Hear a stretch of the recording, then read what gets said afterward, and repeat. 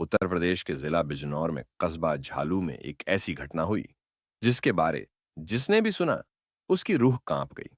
उत्तर प्रदेश के 5 फरवरी 2021 की सुबह झालू के में बाजार में एक लड़का सड़क पर भागता दिखा, जिसके पीछे 10 से 12 लड़के तमंचा लेके उसकी जान लेने को उतारू थे। वह लड़का कोई और नहीं, रचित था। बिजनौर के रचित की श्रेयाम उत्तर प्रदेश के बिजनौर में ताबद और गोलियां चला के रचित की हत्या कर दी और सभी लोग बाजार में दुकानदारों को धमकी देते नजर आए। जिसने भी पुलिस के सामने कुछ भी बोला उसका भी रचित की तरह यही अंजाम होगा। सब लोग डर गए। वह के वीडियो सोशल मीडिया पर बड़ी तेजी से फैल गए और उत्तर प्रदेश के सीएम के लिए एक चुनौती बन गए। पुलिस ने अपनी छानबीन शुरू की।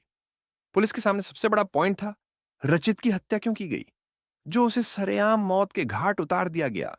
रचित हत्याकांड में बाजार में पहले तो किसी ने गुंडों के डर से किसी ने मुंह नहीं खोला, पर पुलिस के खुफिया जानकारी में एक चौंकाने वाला मामला सामने आया। रचित की हत्या एक वर्चस्व की लड़ाई थी। रचित और अपराधियों लिए पहले से ही आपस में लड़ाई झगड़े होते रहते थे। दरअसल रचित की दबंगई के सामने इनकी कुछ नहीं चल पाती थी। इतना ही नहीं, रचित आए दिन कभी भी इन लोगों को पीट दिया करता था। कहा जाता है रचित पर भी गुंडा एक्ट समेत 6 मुकदमे दर्ज थे। अपराधी और रचित एक ही स्कूल में पढ़ते थे, जहां आए दिन लड़ाई झगड़ा होता रहता था।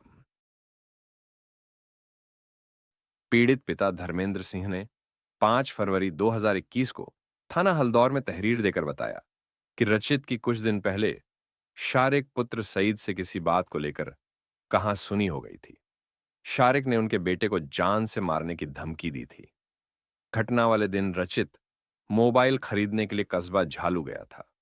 मां ने बताया कि जॉनी और ऋतिक ले गए रचित को घर से बुलाकर। रचित ने मां ने बताया कि हत्या वाले दिन जॉनी और ऋतिक उनके बेटे रचित को घर से बुलाकर ले गए थे। जांच में सामने आया कि रचित की हत्या कोई अचानक हुई वारदात नहीं थी, बल्कि इसके पीछे एक दिन पहले से रची गई साजिश थी। साजिश के तहत आरोपी जॉनी और ऋतिक ने दावत का बहाना बनाकर रचित को घर से बुलाया था। रचित की मां सीमा को इस बारे में जानकारी थी, लेकिन पिता धर्मेंद्र सिंह को बताया गया था कि बेटा मोबाइल खरीदने गया है। वर्चस्व को लेकर थी रचित और शारिक की लड़ाई। रचित और शारिक के बीच वर्चस्व को लेकर लड़ाई थी। दोनों एक दूसरे पर हावी होने का प्रयास कर रहे थे।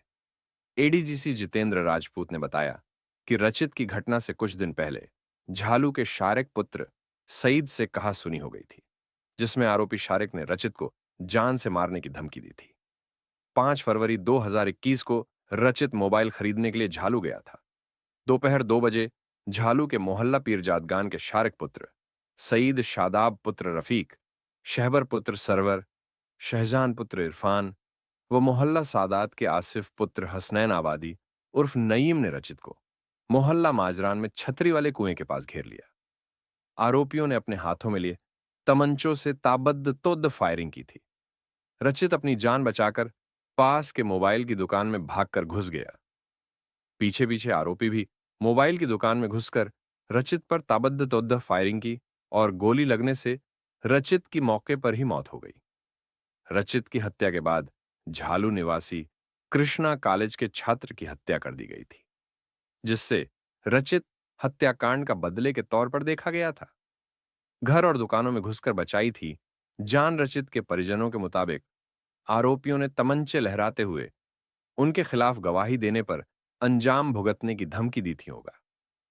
अंधाधुंध फायरिंग से लोग अपनी जान बचाकर इधर उधर भागने लगे थे। दुकानदार अपनी अपनी दुकान छोड़कर भाग गए, जिससे अफरा तफरी का माहौल हो गया। पास के लोगों ने अपने आप को घर दुकानों में बंद कर जान बचाई थी। कोर्ट के बाहर रही भारी पुलिस बल तैनात फैसले के दिन कोर्ट में गवाह, वकील, मीडिया और ग्रामीणों की भिड्डज उमद्दज पद्धी। माहौल बेहद तनावपूर्ण था, इसलिए कोर्ट परिसर और बाहर भारी पुलिस बल की तैनाती की गई थी। किसी भी तरह की अप्रिय घटना से बचने के लिए पुलिस ने पूरी निगरानी रखे हुए थी। 5,73,500 रुपए जुर्माना, एडीजे प्रथम की अदालत ने दोषियों पर कुल 5,73,500 रुपए का जुर्माना लगाया है। इसमें से आधी राशि मृतक के पिता धर्मेंद्र सिंह को दी जाएगी, जबकि बाकी रकम राजकोष में जमा होगी।